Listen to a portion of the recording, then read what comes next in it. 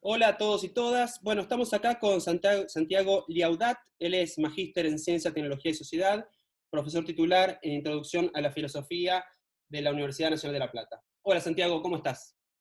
Hola, ¿cómo andas, Julio? Bien, muy bien. Bueno, estamos acá para hablar un poco acerca del pensamiento crítico latinoamericano en ciencia y tecnología. Contanos, si te parece, un poco en relación a este pensamiento desarrollado en la década del 60, del 70, ¿en qué consistió? ¿Cuál fue su relevancia? Mira, en esos años en América Latina estábamos en un contexto de debate muy fuerte acerca del desarrollo, ¿bien? Es decir, cómo desarrollarnos, cómo salir del atraso en el que nos encontramos y en el que lamentablemente todavía nos encontramos en muchos sentidos. Pero en aquel entonces veníamos de un proceso de industrialización de 20, 30 años y se estaban empezando a evidenciar algunos límites de ese proceso y esos límites fundamentalmente pasaban por la adquisición de tecnología, la adquisición en el extranjero o el desarrollo de tecnología. Y el modo en que se adquiere esa tecnología, porque se puede adquirir de varias maneras, ¿cierto? Uno puede comprarlas o puede copiarlas, o hay diferentes formas de adquirir esas tecnologías. Entonces, ese debate, que era el debate acerca de la transferencia tecnológica, el debate acerca del cambio técnico, el debate acerca de la agenda de desarrollo, estoy usando los conceptos que se utilizaban en ese momento, ¿no? Década del 60, es un debate que va a atravesar a los organismos internacionales de aquel entonces, bien de Naciones Unidas, de la OEA, y un conjunto de científicos y tecnólogos latinoamericanos, muchos de ellos argentinos, fueron parte de esos debates y en el marco de esa reflexión, muchos de ellos además tenían experiencia científica, pero además experiencia en la gestión de ciencia y tecnología, en el sector público fundamentalmente. En el marco de ese proceso van a ir críticamente desenvolviendo un marco teórico original. Creo que acá está la novedad, digamos, porque en lo dicho hasta ahora, uno podría decir, bueno, muchas personas han ocupado cargos en organismos internacionales como funcionarios, asesores, etc. Pero la novedad del PLACTED, de este pensamiento latinoamericano en ciencia, tecnología, desarrollo y dependencia, va a ser la originalidad, va a ser el espíritu crítico, ¿bien? Que va, por supuesto, a empalmar con el espíritu de radicalización política y social que había en América Latina por entonces. Es decir, uno no puede entender el PLACTED si no entendemos la América Latina de fines de los 60 y principios de los 70, por Ujú, supuesto. ujú. Entonces, ese clima social, el diálogo con otros marcos teóricos que estaban desarrollándose en simultáneo, sobre todo la teoría de la dependencia, pero también otras corrientes críticas, la filosofía de la liberación, la educación popular, es decir, hay todo un marco de originalidad, de crítica del sistema y de proponer nuevos caminos teóricos. El Ujú, Plactet surge de ese espíritu, ¿bien? ujú, Va a criticar el desarrollismo, va a criticar la mirada más estructuralista cepalina, se conoce, ¿no? Que emanaba de la CEPAL, el organismo de las Naciones Unidas para América Latina en materia económica, van a criticar esa mirada desarrollista y van a entender que si no producimos algún tipo de ruptura conceptual, pero también práctica, con un orden global que nos ubica en una posición de subdesarrollados, si no producimos algún tipo de ruptura, no logramos salir de esa posición. Es decir, las reglas de juego, tal como están pautadas en el escenario internacional, nos conducen necesariamente a una posición de subdesarrollo. No sé si soy claro en esto. sí. Bien, la teoría de la dependencia plantea fundamentalmente que el subdesarrollo no es una posición atrasada y que si nos esforzamos algún día vamos a ser desarrollados, sino más bien que el desarrollo de unos produce el subdesarrollo de otros. Esta es la base de la teoría de la dependencia. Ujú, Bien, los sí, países desarrollados necesitan que otros países sean subdesarrollados. Bien, hay una interdependencia entre ambos sistemas económicos. sí. Entonces, cuando el Plactet toma esto y analiza la ciencia y la tecnología, ven que también se aplica. Bien, ven que, por ejemplo, mucho del fortalecimiento de nuestros sistemas científicos y tecnológicos termina alimentando la fortaleza científica y tecnológica de los países centrales y Claro. no la resolución de nuestros problemas. Ujú, Bien, es un ejemplo bien claro, sí, porque vos aportás científicos que fugan, que migran hacia los países centrales, aportás investigaciones de calidad, pero que no son utilizadas en nuestros países, sino son utilizadas en los países centrales. Bien, claro. entonces hay una serie de procesos por los cuales nuestras capacidades, nuestro esfuerzo, volcado como país pobre que somos, periférico, nuestro esfuerzo en ciencia y tecnología termina siendo capitalizado, bien en el sentido de capitalizado, en el sentido más estricto, ¿no? Es decir, Sí. industrializado, utilizado, vuelto capital en los países centrales. Ujú. Entonces, en base a esta crítica van a proponer, bueno, por supuesto, una serie de instrumentos de análisis, de categorías de análisis, tanto para desnudar esta situación, bien, por ejemplo, categorías como cientificismo, de la mano de Oscar Barsavsky, que va a permitir entender cómo se genera una cultura académica endogámica, vinculada a los países centrales, que no se pregunta por el sentido social de lo que hace. Bien, va a aparecer la categoría de Amílcar Herrera de política explícita y política implícita, donde Amílcar Herrera lo que señala es que eh, ocurre un desfasaje entre lo que se dice y lo que se hace, digámoslo así. ¿Bien? Entre lo que la política explícita dice, los objetivos de los planes estratégicos, los objetivos de las instituciones y lo que se hace efectivamente, ¿no? Que es otra manera de mirar el mismo fenómeno del cientificismo, ¿no? Claro. Y categorías de esta índole, ¿no? Ujú. Ahora, ¿de qué autores mencionaste a Barsavsky, a Herrera? ¿Qué otros autores Bueno, tenemos dentro de este pensamiento? ¿Y y qué puntos en mira, común y en qué se son diferencian también? por supuesto, por supuesto. Hay un abanico ideológico muy grande y eso es muy interesante, realmente es muy interesante, porque a diferencia de otras corrientes de pensamiento críticas que han sido o bien hegemonizadas por una izquierda o bien hegemonizadas por una mirada nacional popular, que en Argentina se identifica con el peronismo, etc. En el caso del Placted es muy interesante porque vamos a encontrar autores de todo el arco ideológico, ¿no? Desde autores fundamentales como Jorge Sábato, que era afiliado al Partido Radical. Por supuesto, no es el radicalismo de hoy, ¿no? Es el radicalismo de hace 50, 60 años, de carácter Sí. desarrollista, pero era una persona de afiliación radical. Autores con una inclinación más marxista, como es el caso de Oscar Barsavsky, y autores claramente ubicados dentro del peronismo, como es el caso de Rolando García o Amílcar Herrera.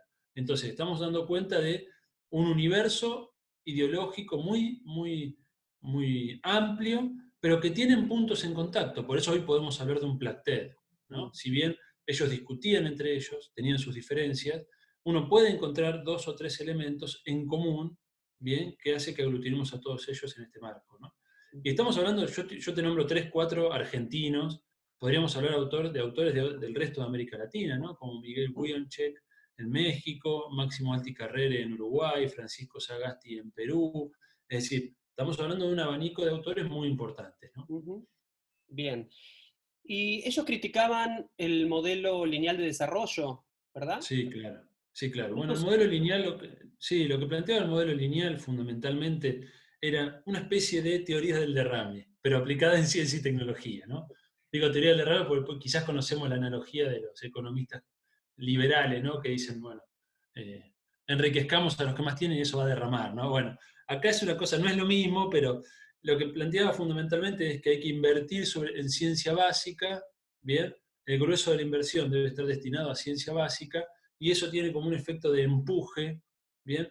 Que empuja hacia la ciencia aplicada, derrama hacia la ciencia aplicada y finalmente esto va a conducir hacia el desarrollo de productos tecnológicos y finalmente comerciales, Mm. ¿no? Un esquema lineal, que lo interesante del esquema lineal, que es adoptado en los países periféricos, es que cuando es adoptado en los países periféricos como política científica, ¿no? El CONICET, por ejemplo, bajo la órbita de Hussein, destinó el grueso de sus recursos al financiamiento de ciencia básica, ¿no? Este es un claro ejemplo del modelo lineal.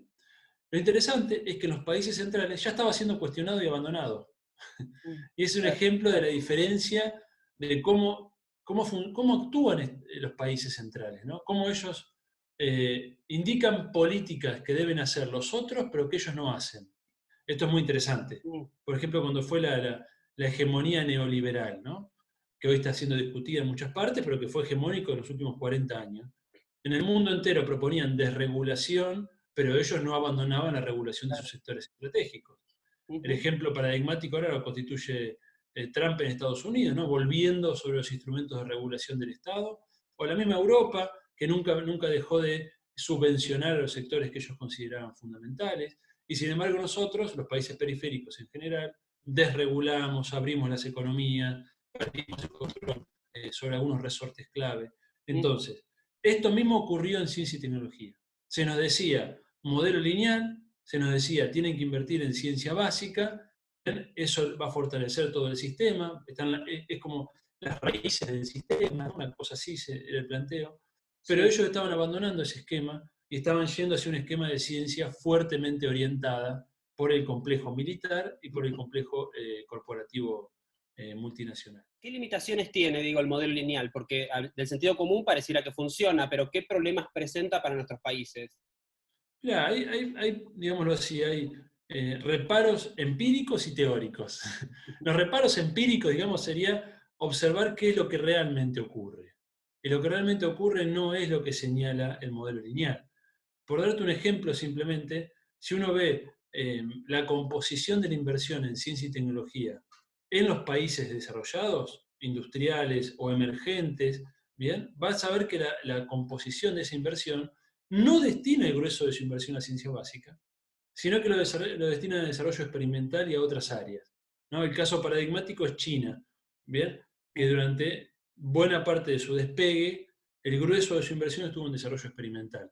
Hoy sí China tiene un problema en términos de ciencia básica, un desafío, no sé si un problema, ¿no? Y están empezando a tomar o a ver la necesidad de invertir fuertemente en ciencia básica, pero porque hoy están disputando ser la vanguardia mundial, o sea, ser ¿no? la principal potencia. Entonces, en ese nivel se justifica la disputa a nivel de la ciencia básica, ¿no? Ahora, en un país periférico, en un país marginal en términos de la estructura económica global, en términos de la estructura incluso científico-tecnológica global, como puede ser la Argentina o como son la mayor parte de los países de América Latina, ¿cuál es el sentido de destinar el grueso de la inversión a ciencia básica?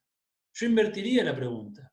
Les preguntaría a quienes sostienen esto, a quienes lo sostienen en los hechos, porque el grueso del financiamiento sigue estando dirigido ahí al día de hoy, después de 50 años de crítica al modelo lineal.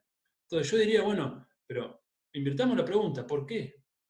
Si en verdad lo que uno observa, justo recientemente publicamos un artículo sobre este tema, lo que uno observa en la evidencia histórica es que en el periodo de despegue, que es el periodo inicial de desarrollo, en el que un país empieza a fortalecer sus capacidades internas, endógenas, económicas, etc., lo que prima es la copia de conocimientos, la copia impaga, la imitación.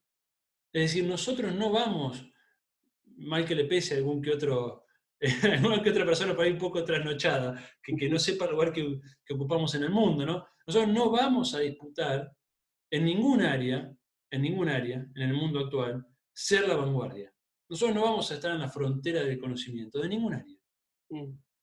Y eso no está mal, es un dato empírico, es un dato de la realidad. Porque el volumen de inversión que tiene un país como Alemania, Estados Unidos o China frente a lo que tenemos nosotros es realmente inconmensurable. Inconmensurable. Estamos hablando de que Alemania solo tiene, por ejemplo, por año 200, 250 veces más de inversión en ciencia y tecnología que toda América Latina junto. No que Argentina. Claro, sí, sí, sí, sí. Sí, incluyendo Brasil y México. Entonces, Claro. estamos hablando, y no estoy hablando de Harvard en Estados Unidos o China, no estoy hablando de China, estoy hablando de Alemania, que es tercer potencia en este momento. Entonces, los volúmenes que están en juego son tan grandes que nosotros tenemos que adoptar una estrategia, desde nuestro punto de vista, basada en la copia y limitación durante un periodo. Esto ya lo planteaba Jorge Sábato, esto ya lo planteaba Jorge Katz también en los 60 y 70, esto ya lo planteaba Bersavsky, lo planteaba Herrera. Bien, hay que adoptar una estrategia mixta. Hay áreas en las cuales hay que copiar, hay áreas en las cuales habrá que comprar tecnología y hay áreas en las cuales habrá que desarrollar tecnología. Bien, eso es lo que Sábato llamaba como mix tecnológico. Claro. Entonces, y esto solamente es una muestra que te doy en muy pocos minutos de cómo el modelo lineal de desarrollo lo que oculta en verdad es una complejidad de relaciones mucho más grande.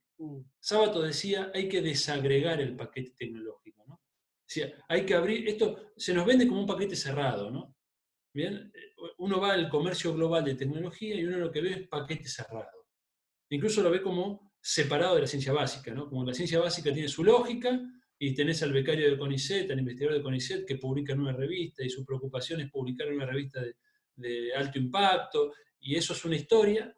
Y otra historia distinta es el empresario que va al mercado global a adquirir tecnología como paquete cerrado. claro. ¿Bien? Ujú, Esa disociación es un problema. Es ujú, un problema. Porque justamente lo que falta es lo sistémico. No hay sistema. claro. Entre la necesidad de ese empresario nacional, supongamos que nacional, pero ese empresario que tiene un obstáculo tecnológico que resolver, o que quiere ampliar la capacidad de producción, Mm, o un problema social que requiere una solución tecnológica.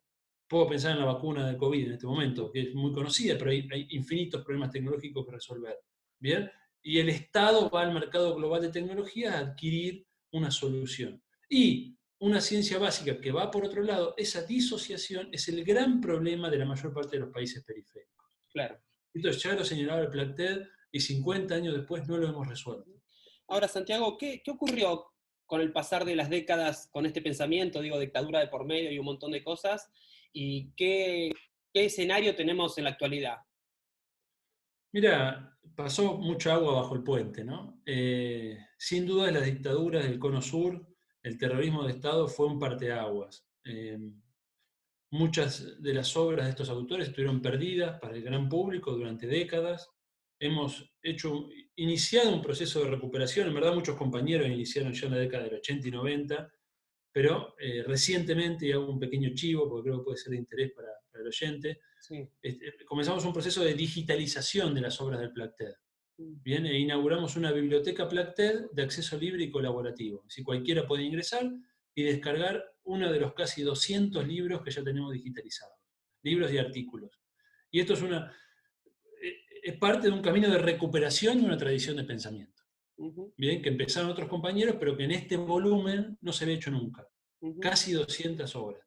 ¿Por qué? Porque el terrorismo de Estado, además de infundir el temor, además de cambiar un paradigma de pensamiento en la sociedad, además de hacernos creer que no se podía salir de determinados marcos de pensamiento, entre otras cosas, atacó directamente al plantel. Por ejemplo, destruyendo libros. mm, ¿Bien? Entonces, ahí tenemos un parteaguas, un quiebre. Y cuando en la década del 80 y 90 se reconfigure el campo de estudios sociales sobre la ciencia, ya no va a ser bajo el paradigma Placted, sino que va a ser bajo un paradigma global denominado CTS, Ciencia, Tecnología y Sociedad. ¿Bien? Y eso ya es un cambio también distinto, porque Placted tiene una impronta fuertemente política, Placted pensaba la ciencia y la tecnología en función del desarrollo. Cuando el campo CTS se reconfigura en los 80 y 90, ya se va a reconfigurar como un campo disciplinar más, desvinculado de su faceta política. Y a partir del 2000, creo que es muy interesante, nuevamente en diálogo con lo que ocurría en la sociedad, ¿bien? La resistencia al neoliberalismo, un gobierno post-neoliberal y en toda América Latina un aire de cambio, ¿no? Y un momento diferente. El mismo campo CTS va a volver sobre el Placted, ¿no? Es decir, hay un proceso de recuperación y el propio campo científico y tecnológico, en el caso argentino en particular, que va a verse muy beneficiado por las políticas del kirchnerismo, va además a asumirse como parte de un proyecto político y esto va a dar lugar a un proceso de politización del sector científico y tecnológico muy interesante. Bien, muy interesante y muy distinto de lo que fue la cultura académica de los 80 y 90. Es decir, a partir del 2000 lo que uno evidencia es una politización de las universidades, pero particularmente del sector científico y tecnológico. ujú, Cuando el macrismo asume el poder en el 2015, comienza con el ajuste tan fuerte en ciencia y tecnología, sin dudas el sector científico y tecnológico fue uno de los baluartes de la resistencia al neoliberalismo, ¿no? Ese retorno.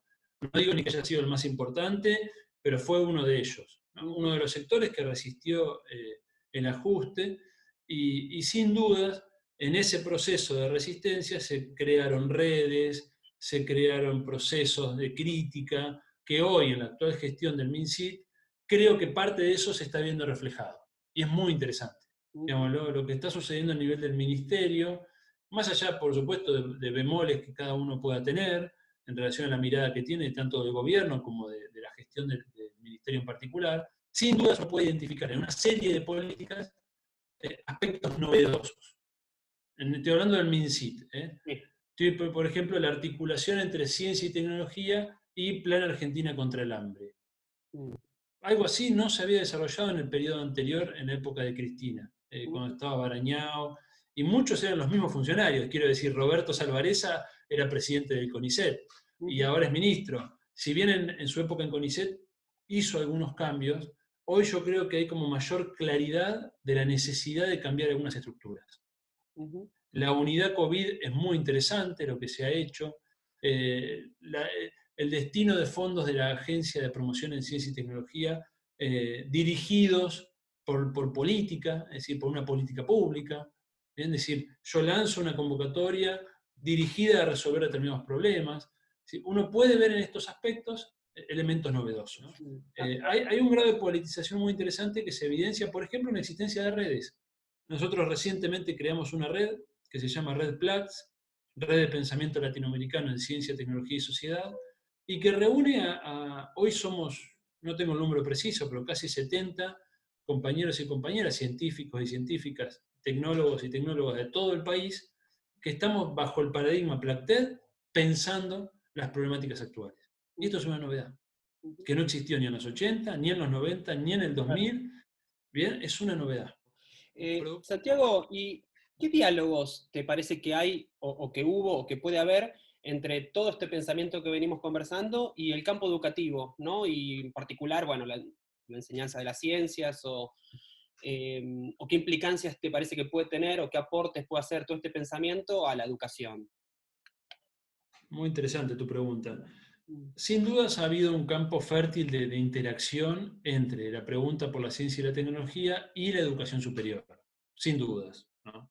Es decir, naturalmente se da porque el ámbito de la educación superior es el ámbito de la formación claro. de científicos y tecnólogos, además de la formación de profesionales, etcétera, que ocupan otras tareas sociales, pero digamos, el sector científico y tecnológico se nutre directamente de la educación superior y con el desarrollo y la expansión del posgrado en los últimos 20 años, además de nutrirse, continúa en un diálogo permanente de formación, ¿no? De formación donde el científico y el tecnólogo recurre a cursos de posgrado, dicta cursos de posgrado, es decir, hay una interacción permanente. Más lejano veo los otros niveles educativos, ¿cierto? Ujú, Tanto la educación superior no universitaria, lamentablemente muchas veces dejada de lado, ¿no? La formación técnica y docente no, superior no universitaria. Yo soy docente de terciario hace ya 10 años, así que conozco el sector y sé que estamos en una situación de mucho abandono. No sé cómo será en Ciudad de Buenos Aires, pero en provincia por lo menos es así. sí. Y en educación media y primaria, sinceramente lo desconozco. Eh, como parte de este campo de estudio CTS, te diría que es poco lo que por lo menos de nuestro lado se produce en relación al nivel educativo de primario y secundario, ¿no? Mm, Más bien cuando se piensa en la interacción con la sociedad, se la piensa o bien desde la interacción con los sectores de la economía, sectores productivos, o bien con los sectores de la política, o bien con la sociedad en términos generales, en términos de comunicación de la ciencia, divulgación, etc. Pero desconozco, sinceramente, la producción en términos de la educación primaria o secundaria. ujú. Bueno, Santiago, te agradecemos mucho. Gracias y esperamos algún contacto próximo sobre algunas otras temáticas. Gracias. Dale, muchas gracias a vos.